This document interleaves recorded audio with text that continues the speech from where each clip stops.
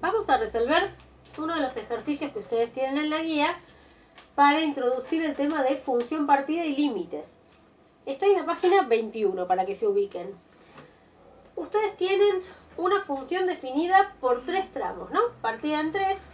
Fíjense que si x es menor que 0, vale esta racional, que acá ya la tienen graficada. Piensen que ustedes están viendo la fórmula, pero al mismo tiempo ya está hecho el gráfico, con lo cual ya tienen gran parte del trabajo hecho, pero en un ejercicio se les puede pedir que la grafiquen y que después de eso hagan este tipo de análisis que les pedimos acá.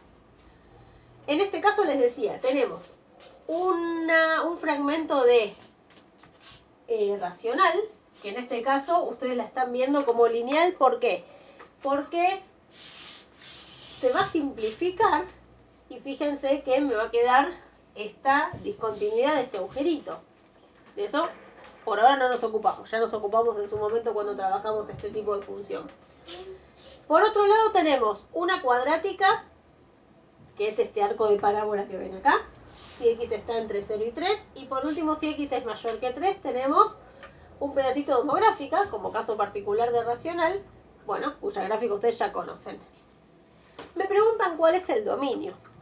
Nosotros vimos que el dominio tiene que ver, por un lado, con las condiciones que tenemos acá. Si x es menor que 0, bueno, quiere decir que esta condición me cubre todos los menores que 0. Si x está entre 0 y 3, inclusive el 0, inclusive el 3, vale esta, o sea, me cubre los valores entre 0 y 3. Y si x es mayor que 3, tengo esta fórmula. Si uno mirara esto nada más, estos 3 condicionales, uno tendería a creer que el dominio serían todo el conjunto de los números reales. ¿Por qué? Porque uno dice, todos los menores que 0 están cubiertos, todos los más grandes que 3 están cubiertos, y de 0 a 3 inclusive también. Pero, ojo, nos tenemos que meter también adentro de la fórmula de cada función para ver qué valores admite esa función en el rango que está establecido acá. Por ejemplo, si x está entre 0 y 3 inclusive, como la cuadrática admite cualquier valor en general, independientemente de en qué intervalo yo la defino, acá todos los valores sin excepción entre 0 y 3 están cubiertos por esta parábola. Pero ¿qué pasa acá, por ejemplo? Si x es menor que 0, cualquier valor menor que 0 puede tomar esta función, y si ustedes miran el denominador, si la x vale menos 2, me anula el denominador. Y el menos 2 está entre los menores que 0, entonces no puede estar en el dominio. O sea, cubre todos los x menores que 0, excepto aquellos que la función ya no admite. Entonces ya sabemos que al menos 2, lo tenemos que quitar del dominio. Acá dijimos, entonces, todos los menores que 0 excepto el menos 2. Los que están entre 0 y 3 inclusive. Y de los mayores que 3, otra vez tenemos una función con algún inconveniente de dominio. Chequémoslo. Esta función no vale cuando x vale 3. Pero acá no hay problema. ¿Por qué? Porque cuando x vale 3, la función que está en juego es la parábola, no es esta. Esta es solamente si x es mayor que 3. Entonces, si x es mayor que 3, vale x menos 4 sobre x menos 3, vale esta homográfica sin ningún tipo de problemas. Entonces, el único valor que no me cubre ninguna de estas condiciones es entonces el menos 2. Entonces, el dominio van a ser todos los reales, excepto el menos 2. Que es, si ustedes se fijan, lo que pueden ver en el gráfico. La idea es que puedan ustedes calcular el dominio a partir de la función. Por supuesto que a esto podrían haber arribado mirando el gráfico. Yo lo que quiero mostrarles es que ustedes pueden utilizar el gráfico para chequear, para controlar. ¿Sí? Y si se fijan, de hecho, el único valor que me queda fuera sin imagen, o sea, el único valor de x para el cual no existe valor de y asociado, es el menos 2, efectivamente. Ahora, si miramos la imagen, fíjense, a ver que pausenlo al video y qué dirían ustedes, ¿cuál sería la imagen? Bueno, yo acá tengo imagen, fíjense, para todos los valores, hasta el 4 inclusive. Siempre de menor a mayor la imagen, ¿no? Desde menos infinito hasta 4 inclusive. Infinito, por convención, ya sabemos con paréntesis, el 4 lo toca, o sea, es un valor de y posible de la función, entonces con corchete. Fíjense que el agujerito de acá no me interesa porque hay imagen, o sea, este valor no está cubierto acá, pero sí está cubierto acá con esta otra rama de la función.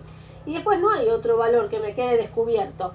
O sea, todos los negativos, el 0, todos los positivos hasta el 4, lo mismo me pasa con este agujerito, tiene un valor de y que le corresponde, hasta el 4 inclusive, todos forman parte de la imagen. De 4 para arriba no hay función.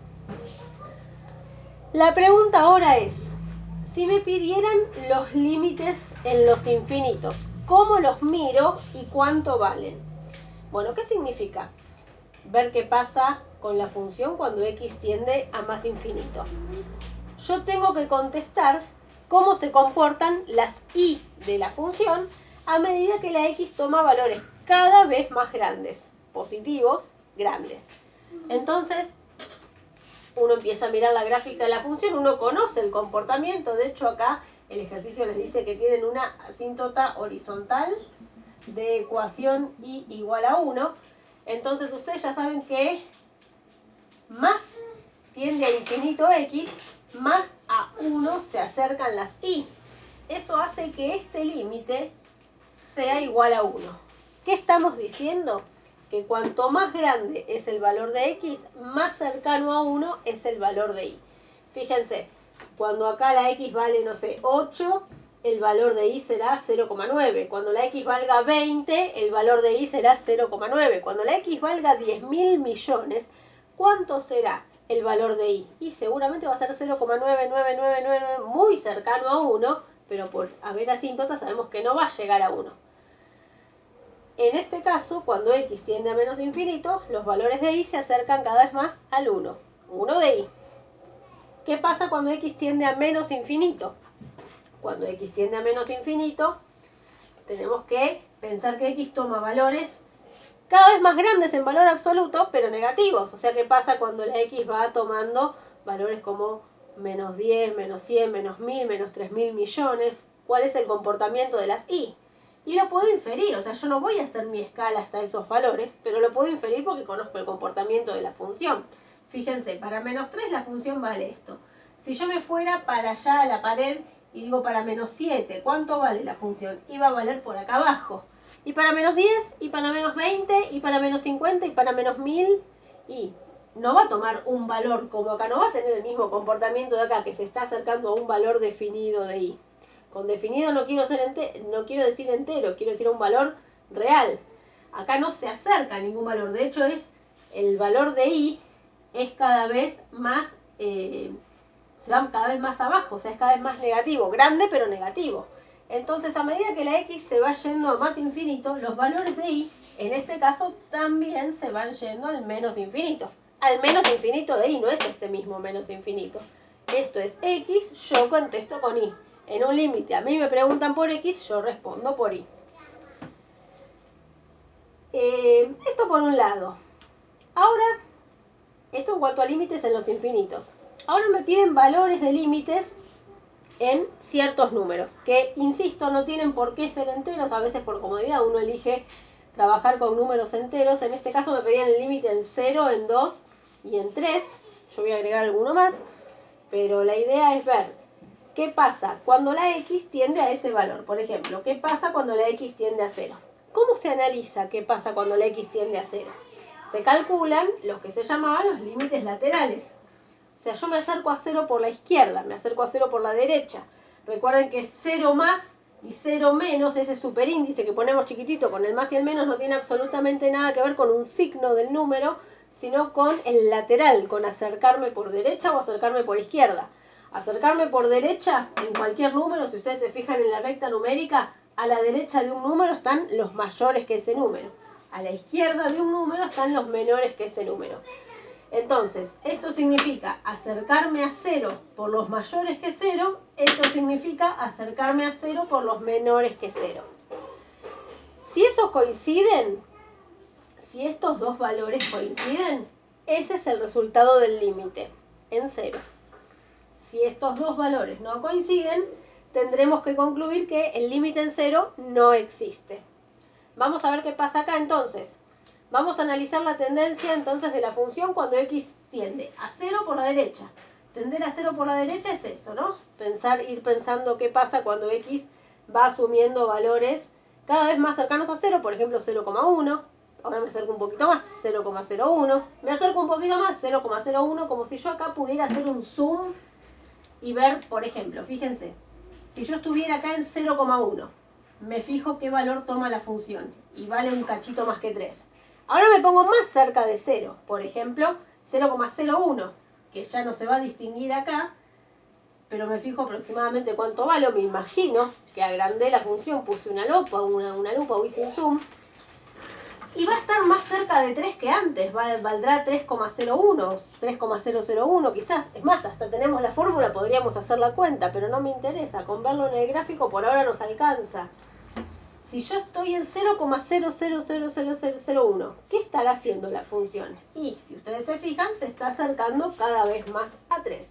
Entonces el límite lateral derecho en 0 es igual a 3. Ahora vamos por izquierda, a ver qué pasa por izquierda. Cuando yo me acerco al valor de y al valor de x, 0, el mismo de antes, pero ahora por izquierda, o sea, por los menores, ¿cómo se comporta la función? Bueno, veamos. Si yo estoy en 0,1, ¿cuánto vale la función? Y pareciera valer aproximadamente 0,9. Sigamos. Subamos de apuesta, me acerco más todavía al 0. Por ejemplo, me acerco, supónganse que estemos en 1 centésimo, o sea, en 0,01. ¿Cuánto vale la función? Y están más cerca de 1 todavía. No importa que nunca llegue a valer 1. Así como acá no me importaba que en algún momento valiera 3, acá no me importa que en ningún momento valga 1. Yo lo que estoy observando es la tendencia. Cuanto más cerca estoy del 0 por el lado de los menores que 0, es decir, cuando x tiende a 0 por la izquierda, los valores de y tienden a 1. Y esto ya no escribe más. Entonces, como por izquierda tiendo a 1 y por derecha tiendo a 3, no tendría el mismo valor. Entonces quiere decir que en 0 el límite de la función no existe. O sea, la función no tiene límite para 0. Entonces si me preguntan, en 0 el límite de la función no es igual a nada. No existe. Y fíjense que eso es totalmente independiente de si 0 está o no en el dominio. O sea, si a mí me preguntaran cuánto vale f de 0, yo puedo contestarle, puedo mirar acá o puedo mirar el gráfico. En este caso f de 0, fíjense que vale 3, ¿no? No necesito paréntesis. Para 0 de x corresponde 3 de y. Pero esto no tiene nada que ver con esto. Cuando nosotros calculamos el límite en un punto, lo que estamos pensando es en un entorno reducido de ese punto. ¿Qué quiere decir un entorno reducido? Que si yo estoy calculando en este caso el límite en 0, no me importa absolutamente nada lo que pase en 0. Es como que yo agujereara el 0. En este caso es como si borrara acá. Y lo que observo es qué pasa cuando me acerco mucho a 0, tanto por izquierda como por derecha, sin llegar a estar nunca parada exactamente sobre 0. Por eso acá, fíjense que no me importaba que la x en 0 valiera 3 y que el 1 estuviera abierto. Obviamente cerrado no podría estar acá porque no sería función, ¿no? Si para el 0 le correspondieran 2 valores de y. Pero lo que voy es, esto no tiene nada que ver con esto. Esto es una cosa, cuánto vale la función en un punto. Obviamente si quiero saber cuánto vale la función en el punto, necesito que ese punto esté en el dominio y ver exactamente cuando estoy sobre 0, exactamente, ni un cachito más ni un cachito menos, cuánto vale la y. Esto es otra cosa. Esto significa, bueno, quitemos el 0 del camino. No me importa si 0 está, si 0 no está o qué pasa exactamente el 0. Trabajo en un entorno de 0. Entonces me fijo qué pasa, cómo se comportan las y cuando las x se van acercando a 0 por la derecha, cómo se comportan las y cuando las x se van acercando a 0 por la izquierda. Y si estos dos valores coinciden, entonces ese será el valor del límite. Si estos dos valores no coinciden, no existe el límite de la función en ese punto. Ahora en el próximo video continuamos con este ejercicio calculando los demás límites solicitados y uno más que les pido yo.